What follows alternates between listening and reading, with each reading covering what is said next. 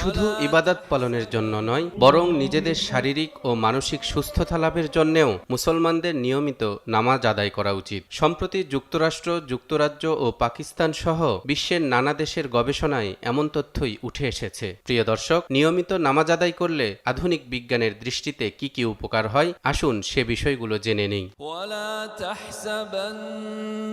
মানুষের বয়স বৃদ্ধির সাথে সাথে কোলেস্টেরল বা চর্বির দ্বারা দেহের শিরা উপশিরাগুলো সংকুচিত হতে থাকে, ফলে দেখা দেয় অসংখ্য রোগ ব্যাধি, যার মধ্যে উচ্চ রক্তচাপ, হৃদরোগ, অকালে বুড়িয়ে যাওয়া, ক্ষুধামন্দা অন্যতম। এই কোলেস্টেরল রোধ করার সর্বোত্তম পন্থা হলো ব্যায়াম, যা নামাজ আদায়ের মাধ্যমে খুব ভালোভাবে পূরণ হয়ে যায়।